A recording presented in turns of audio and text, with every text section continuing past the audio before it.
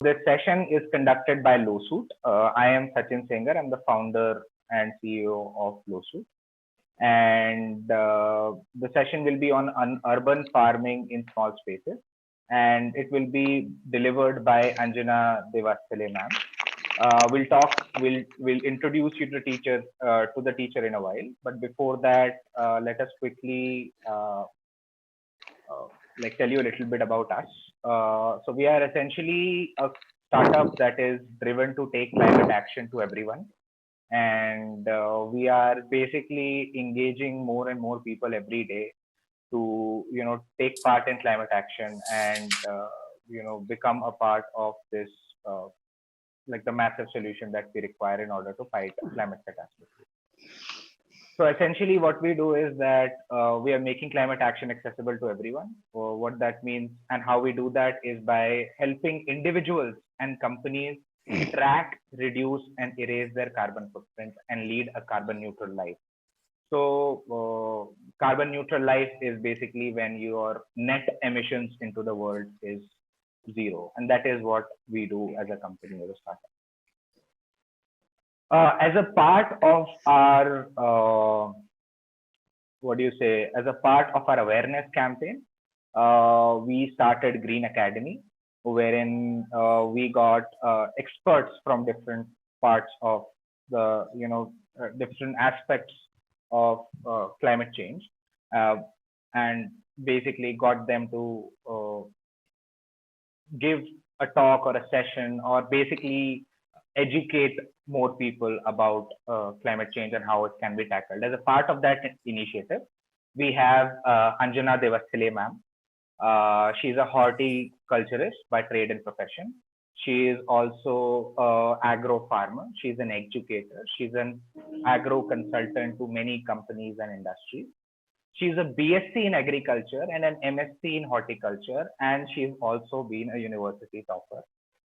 She has also written this book called Enchanting Fragrant Gardens. And she has almost more than 25 years of experience teaching companies, people, and learning, microgreens and horticulture and agriculture, all this. So this is what her workspace looks like. This is what this is what her day-to-day life looks like. These are some of the clients that she's advising at this point in time. And she is basically going to conduct this wonderful session. Over to you, ma'am.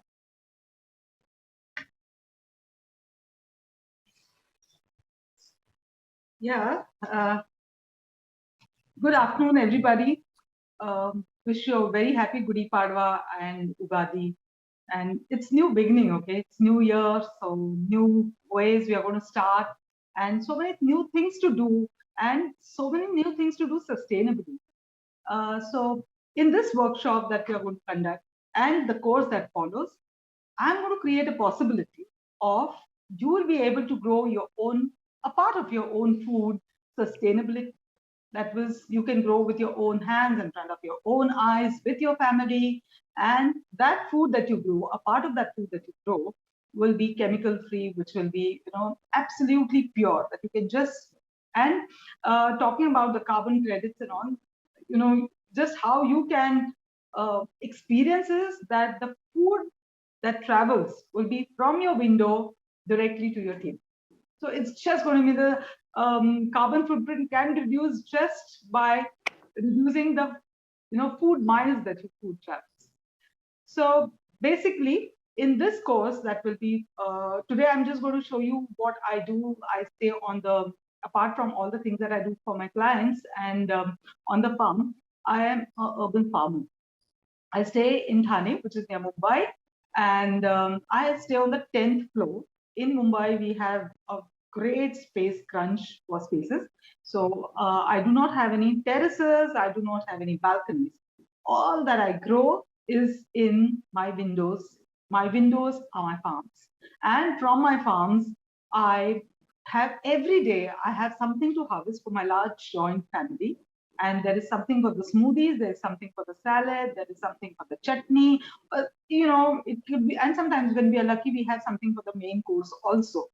So this is the possibility that I'm going to create for you, that once you start doing this course, you will be able to grow your own things with, and you can use them right there in front of you, grow them and use them directly.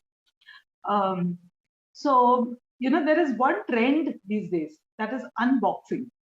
And the trend that we are going to start today is harvesting. So I'll be talking about the trend of harvesting.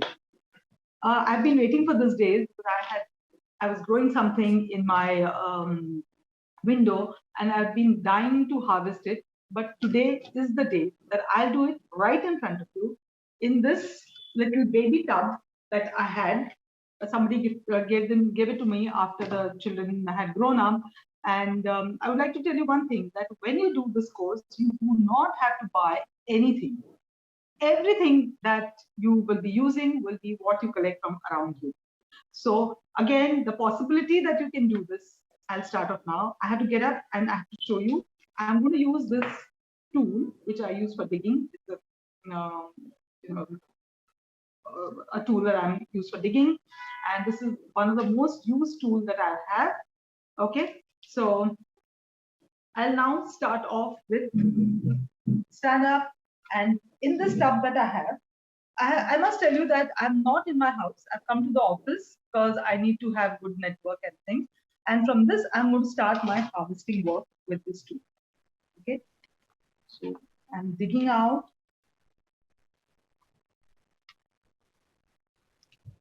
Right.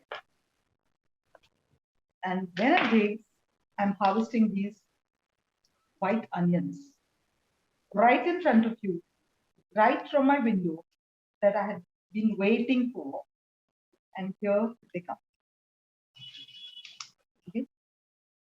So,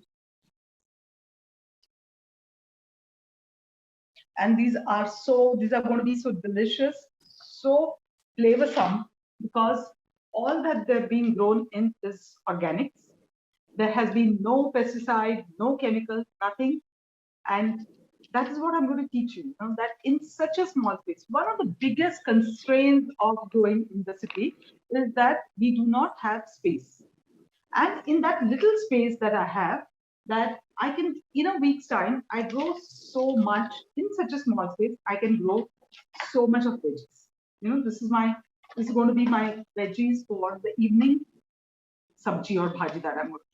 And this also it is so fresh and tender that I can use it as a salad. Can you hear the crunch? So this is the magic, that when you start doing something in the urban farming, this is the magic that you create in such small spaces. In such small spaces, you can harvest. In such small spaces, you can grow and make the best of the use of the space that you have. So there are so many things, because just because I can't carry my entire garden, this is one of my favorite veggies. Because I don't have enough space, I hang things. Okay?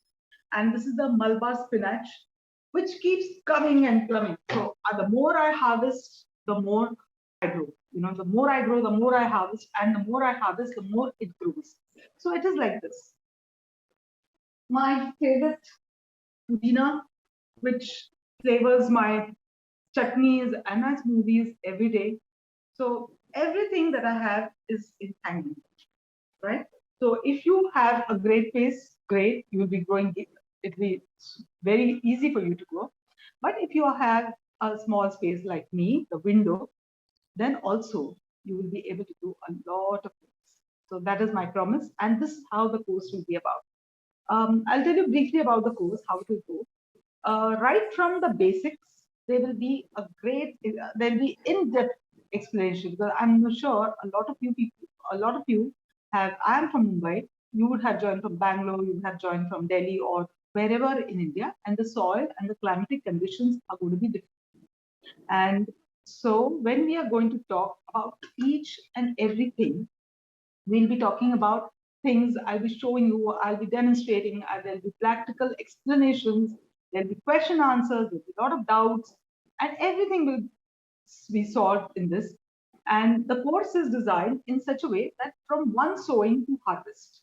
Okay, so you have enough time to understand. It's like the baby is born and baby is growing up, you might have some difficulties at every stage. But since you are going to grow with the um, along with the course, it's not just one day that you learn something and do, or it is not something that you just, one random video you see and do. You have to understand the basics. So right from the place that you select, everybody would have a different situation. Like I have in my house, I have different windows, and according to the light that comes into the windows, I have different things to grow. So depending upon the, we'll be, when you join this course, you will be given little tasks that you have to observe the amount of sunlight that comes into the window, or the kind of time that you have, or to do your gardening, or do you have some problems that come to the garden. So all that little things you'll have to learn, and you'll be observing and doing it.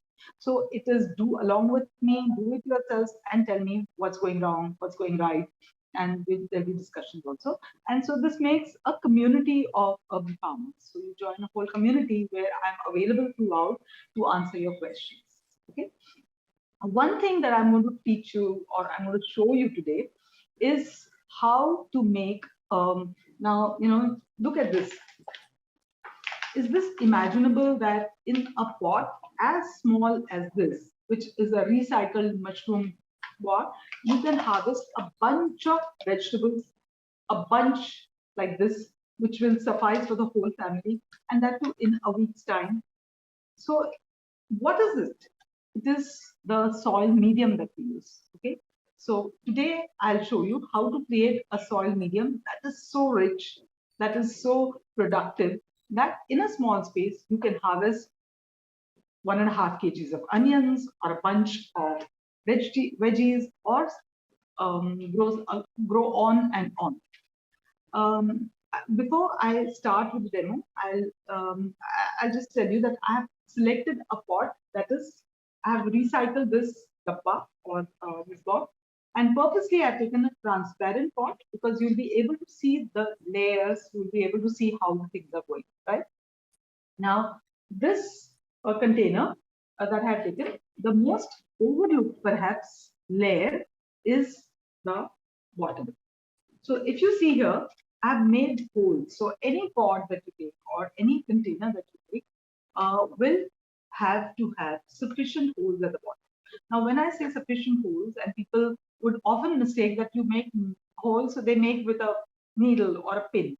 But these holes are made, I've made it with my favorite tool. Just heat it up and see, you can see there are pencil thickness holes. Okay, so if you can see the holes, you will see that there are numerous holes. Now, the need for these numerous holes is that the water should not stay.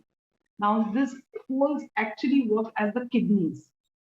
They work as the kidneys of the pot, if I have to use an analogy, because they allow the excess to flow off. Okay, so if the water stagnates, then the plant is in problem. But here, there would be no stagnation of water. Okay. Now, another thing we need to, the challenge, I'm sure most of you who are urban farmers or who grow things in the windows would always experience this problem, that the material that you need has to be lightweight. So if I were to take something, then there's always a problem of, like me, staying on the 10th floor, that the water is going to drip out, or the pot is too heavy, or the soil, the plant is not doing so well. So when we are making the medium, so we'll not call this the soil, we'll call it the medium. When we are formulating it, it has to address a lot of questions. First, it has to be well draining. So we put the pots. Second, it has to be lightweight, because when I hang the plants in my grill, they have to be light. They can't be heavy, that the grill comes off someday. And that also ensures the safety. And another thing that I have to handle is that it has to be has to be very, very, very productive. Because as the plant grows, I'm sure most of you have realized this, or I don't know if you have experienced it. A lot of people come to me during my workshops and things, that, when we brought the plant from the nursery, it was looking very healthy. The plant doesn't like my space. now it's not looking so healthy. It's looking unwell, or it's looking sick, or is it going to die? Is it drying? So all these questions are because we initially the plant, when it is in the nursery, it is very well looked after. It's rather not looked after only, it is pampered. But when it comes home, all we do is water. Okay, I think that's most of the people do. All that they do is water. Whereas what the plant is doing, as the plant is growing, also needs food, and the food is to be given to it every single day. It's growing, it needs food. So when we make this kind of soil, the magic formula, so-called magic formula that I'm going to show you now, would be that every single day, along with the water, the plant is going to get something. Okay. So now to grow a pot, to grow a plant, first thing we need is a pot. Now the pot can be of any material. Now it has to be sturdy. It can be upscaled or reused bottle. It can be a drum. It can be anything. From in my case, I reuse carboys. Now carboys are cans which are cut, and so they make 25 liters pots. Okay, so a 50-liter carboy, when it is cut, it makes a 25-liter pot, which is great, and it gives a lot of space to grow. Now, after that, whatever container you take, it can be a a pot, a matka, or whatever material you want to use, is the plant doesn't mind it. Okay, it's not just that the plant requires something earthen. The plant can it can grow very well in the plastic also, no problem. There are when in the course of the uh, in due course, in the course you learn different kind of pots that you can make. There are a lot of self pruning, spread root pruning pots. So I'll be showing you in detail about pots also. But here you need to learn that any pot can be made into a container. In this container, the next thing that you need to add is brick bats like this. Okay, so all the holes. So these brick bats, when you add the brick bats, so here I've added the brick bats, which make the lowermost layer of the pot. Now they're covered. If I were to show you like this, the pot, the holes have been covered, right? Now the holes have been covered with a draining material. The brick bats, you can use, again, it's not just the brick bats, you can use any coarse material. Even coconut shells can be used. Whatever is flat or whatever is going to be a coarse material can be put in. So the first layer is of this coarse material. This is also a drainage material. Like I told you, this is the most important thing. Most of the gardening activities go wrong because drainage is poor. Okay, there is nothing that can kill a plant as fast as poor drainage. Nothing else. You don't give it feed for years, the plant will survive. You don't water it, it can survive for a week. But poor drainage leads to poor conditions, and the plant unknowingly dies. Fine. Now, second layer, once you're done with this, you need to add second layer is these dry leaves. Okay. So I'm going to put in dry leaves. Fine. Now, dry leaves is a resource that is either burned or thrown away, or it goes to the landfill. When you put these dry leaves in, they will eventually, they will also compose. And when the roots of the plants reach that level, they will get some nutrients from that. And the dry leaves, when they compose, they become a very rich material, which is called the leaf mold. So that's what we'll be putting. So again, I'm putting a great layer of dry leaves. If you don't have dry leaves, you have, this is what most of the houses in Mumbai are going to get now. This is the rice husk from the mango boxes. So whatever you have, whatever dry material, those of you from Karnataka or those of you from South India will have the coconut shavings that also you can use. So this is the holes, the brick bats and the leaves form the drainage layer. This layer, later, the leaves will also turn into a compost, and they will also aid to the health of the plant later on. So initially, there will be only a fine filtration medium. So I can put in more of this. If the plant is smaller, I put in more of it. Right? So this is how, and when you have to know one more thing that is often overlooked again, is pressing. This is the pressure that you have to give. Gardening is all about pressure, okay? So I'll be showing you how. So now when you put in the pressure, this layer will settle down. So this makes your basic drainage filtration medium. Very often we have this problem that when you water the plant, the water that flows off is muddy, and a lot of people are put off. Again, that when the excess water is given, it's a waste of resources. You're wasting water. And second, all the nutrients which are soluble in the soil get wasted. So they drain off. Now, this layer is actually going to act as a filter. It's also going to act as a sponge, and it will hold the excess water from flowing off, and will hold the excess soil from flowing off. Right? Now, keeping this aside, we'll work with the mediums. Now,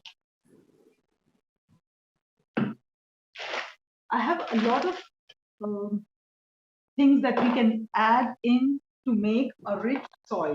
So the soil mixture that we make has a lot of components.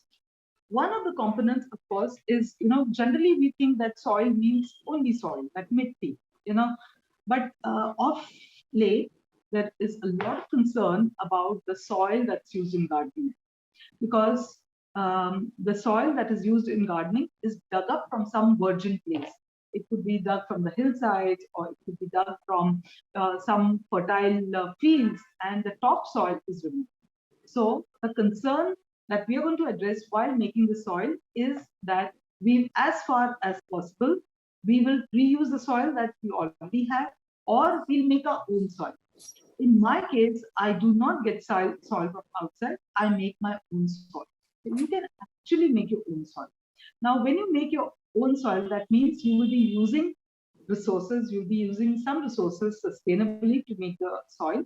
One is that I make my own compost, and I make my own soil from leaves, dry leaves, compost, and that also is one lecture and demonstration, especially for making your own soil. So that also we'll have in detail. But today I'm just going to show you. Now, this rich compost has come from my own. I have made this. Okay? Now, my success of doing things in small spaces, like we just saw, is from the rich compost that I made. And it is this, generally when people think that when I touch soil, my hands get muddy, my hands get dirty. But here, you'll see, it is fine. And it smells heavenly. So it is, the very earthy smell, the very wonderful earthy smell is from this. So this is one compost. And the best thing about this compost is that apart from giving nutrients to the plant, it makes the soil or the medium very rich in nutrients, and it acts as a sponge. It holds the water and releases the water and the nutrients slowly to the plant. So this is one compost. Then the second medium that I use is, this is the second medium, and this is called Cocopeat. Now, Cocopeat is it's now the revolution in gardening and revolution in horticulture. So till now, till a recent year, a few years, the coir industry was a waste of the coir industry. But now it is being used in the agriculture, it's being used in floriculture, it's used in soilless gardening. This is the material that's being used, and it is an excellent medium to do it. It's neutral. Basically, it does not offer any nutrients, but it adds texture to the soil. So it holds water, it holds nutrients, and releases. So it's again the second spongy medium that we have. Then the third medium that I have here is from my first growth of plants, the soil that I had kept. Okay? So I have harvested some veggies and some plants, and this is the soil that I'm going to reuse. There is like in our place, people have this trend that mitti badalni hai. I had to change the soil of my pots. That's not done. No, how can you just throw away the matti and let it go to the landfill? So you will not be throwing away any mitti. You will only be recycling, and you'll be adding to the nutrients to make it rich. Apart from that, here I have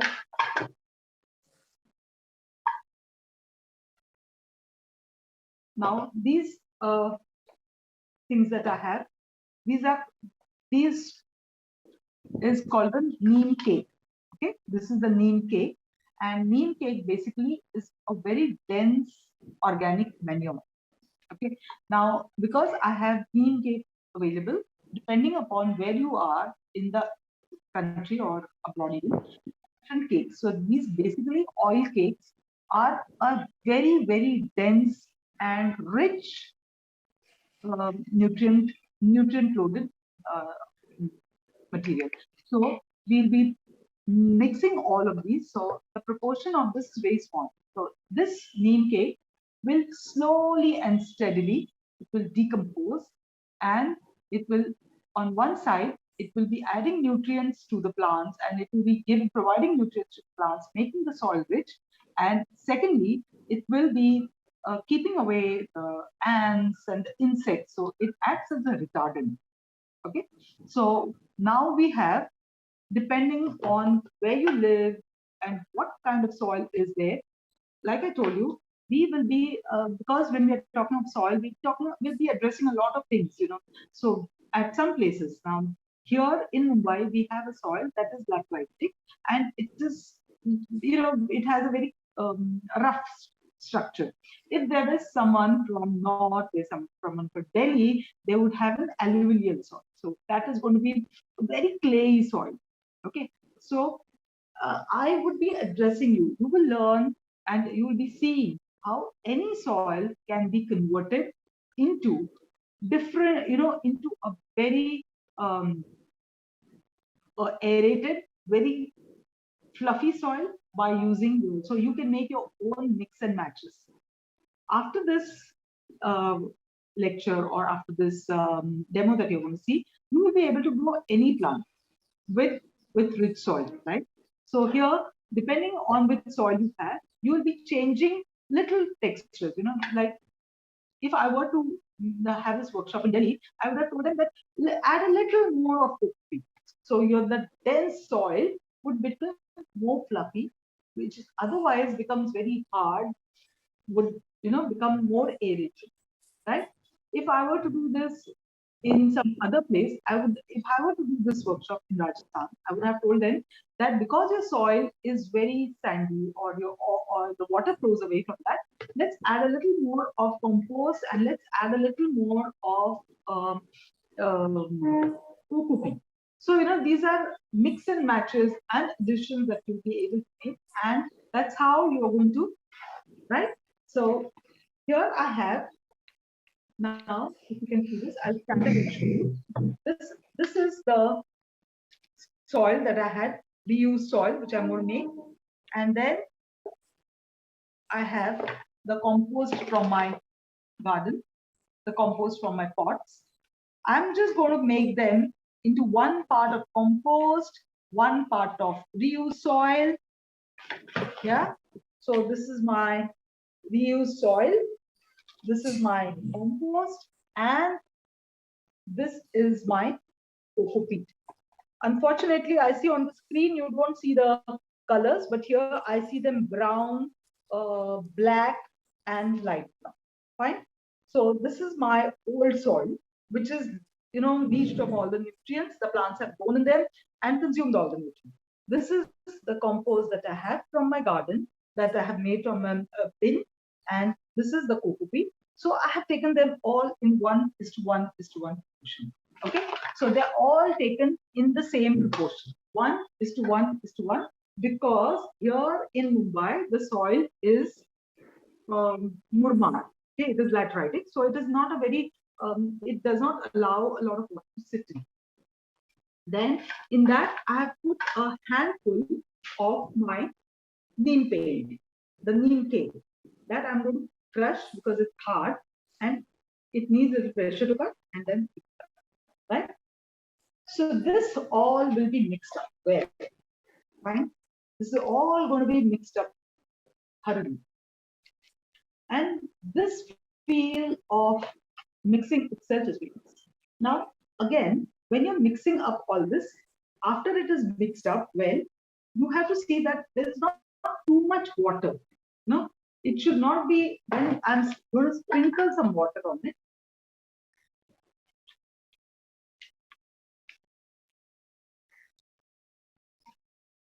So when you're putting in water, you have to sprinkle the water, right? Don't pour water. And when I mix it, the moisture content is important. Initially, when you're planting or when you're going to plant seeds, or when this is it's called the mud ball test. Okay, so this is called the mud ball test, where you make laddus out of it. You're going to spread pressure and make laddus. So now this is the optimum moisture, that when I press it in my fingers, I make a ball out of it. But the ball is not squeezing water. It is hard enough, it's moist enough to make a ball, and the moment I press it, it crumbles. So this is the mud ball test. Whatever you do, whenever you're doing gardening, whatever you're going to plant, you need to have this much moisture in the soil. Not more, not less. Because if the moisture is more, then it's going to be dripping, and the roots will not fit in. And you will not have it too dry, because when it's too dry and you fill in the pot, you can't press it down. I told you, pressure is so much important in gardening. So when you're making it like this, it should form a ball, and the moment you drop it, it crumbles. So that's the soil test. That's the optimum amount of moisture. Now this soil ball test, basically it tells you that there is optimum moisture and optimum air in the soil. We've always been taught in school, the plant take in carbon dioxide, the leaves take in carbon dioxide and give out oxygen. But unfortunately, they didn't teach us, or unfortunately, we didn't hear that the roots require oxygen to breathe. The roots, plant roots, if they're devoid of oxygen, and then they'll not be able to grow.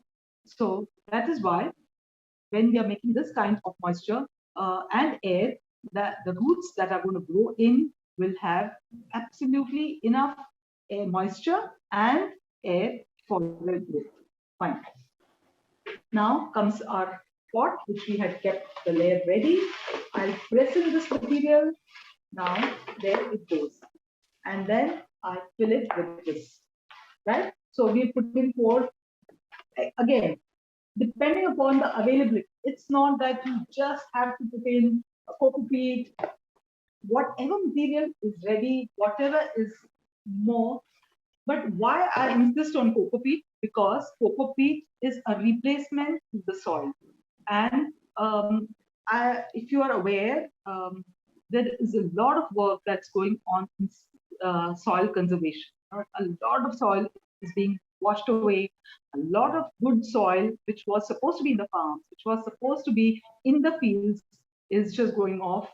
So we need to conserve the soil, and using Cocopeat and using these compost and using leaf mold is one way of sustainability. And that is how we can help. At every step, we can contribute towards sustainability, and this is how we do it. Fine. Now, here I go and put this. So as you do this, you have to press it down. Press it down. Huh? Now the big layer of leaves that we have put in has been pressed down. And there you go.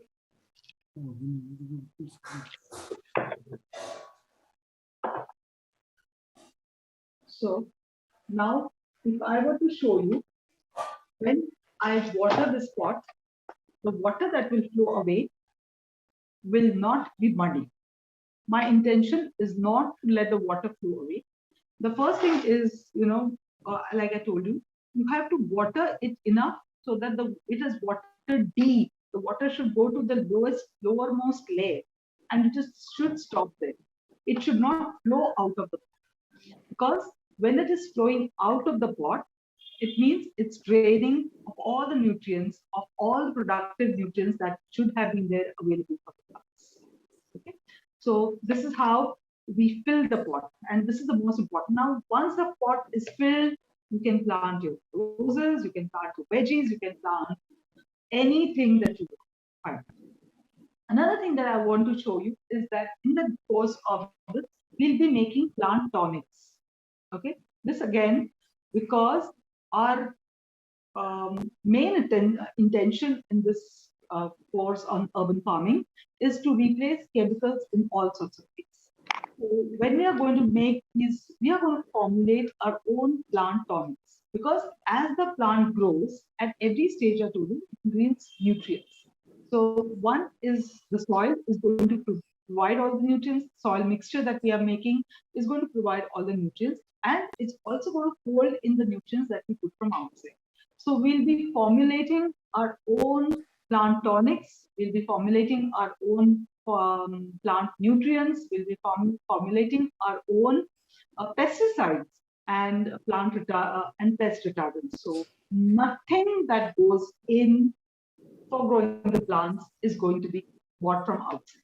It's all that we are going to make from what is available around us, what is available, and it will all be of biological origin. Okay, so this is what I will, and I'm sure you have a lot of questions. I could see some things popping up in the chat box, but I think at this stage I should stop. And I just wanted to show you how the course is going to go. And I'm open for questions now. I'm sure you have lots of them. And over to you, Sachin. Yeah, so I'm sure a lot of people have a lot of questions. It was a wonderful session. We really, really loved it. And I am definitely inspired to sort of have a proper garden in my house. I have a good balcony, so I'll definitely do that. Yeah, and so basically we'll have a Q&A, but we'll have it at the end. Right now, we won't be able to, we'll do it at the end. That's how we have planned it. Right now, what I will do is I'll tell you about the course in a little more detail, so that if you have any questions about the course or anything related to whatever ma'am said, you can ask. Shows us black. Oh, now it is visible. Now it's visible. Okay. So yeah, so this course is for somebody who would want to grow veggies in their balcony, and if once you have taken this course, you will basically be a micro expert in growing stuff at your place. There will be 9 modules to this course. The first will be focused on understanding plants and their needs. Second will be understanding the soil, then propagation, then plant nutrition, composting, pests and diseases and weeds. How can we ensure that's not happening to the plants? A garden calendar and schedule, one of the modules, growing your own herbs, and then microgreens. If you have any questions related to any of these, you can either write in the chat or you can ask during the session, like during the Q&A. So who is it for? It is for somebody who wants to be a micro farmer, somebody who wants to grow at home, somebody who is a hobbyist, somebody who wants to adopt a sustainable lifestyle, and somebody who is starting off something in the green space and is a green entrepreneur. So that person can also take up this course. By 2045, we basically will be producing 40% less food because of the rate at which the global temperature is increasing and how the dynamics of the planets are changing.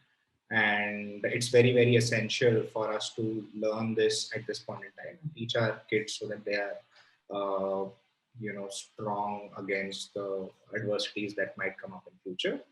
And yeah. So now what we'll quickly show is one of Anjana ma'am's student who has learned this from her. One of her. Hi, I'm Amita Nagarkatti. I'm a hairstylist by profession and a nature lover. I was never happy with the chemically ridden vegetables and fruits I used to get. So when I heard of Anjana Devasthali's urban farming course, I jumped at it and I was more than pleased. Her excellent instructions and easy to follow methods have helped me, and now I have a beautiful little vegetable patch in my pots in my window, and I enjoy the fruits of her labor, and I'm in love with what she has taught, and it's an amazing journey. Thank you. These are some more testimonials of Isha and Sri Lata. We'll share this slide with you guys, so you guys can also go through it later. Yeah, so for all this, for basically studying for the 9 modules, for doing live classes every Saturday, for all the recorded videos, for community support, for full lifetime access to the videos, and then getting a certificate. It's a 12-week course as well. The charges for the course is 9,999. In this 9,999, you will get access to all of this for the entire lifetime. However, if you are signing up for the course, say in next 1 week, you'll get the course for 7,999. You will have access, same access, recorded videos, community support, etc. Certificate of completion, full lifetime access, live classes every Saturday will always be there. So for 7,999, if you do it in next 7 days. However, we have an early bird offer for somebody who goes ahead and chooses to go ahead with the course. In next 48 hours, you get access to everything, but for 5,999. So a lot of value for the course at a very affordable price. So yeah, so now we have the floor open for Q&A.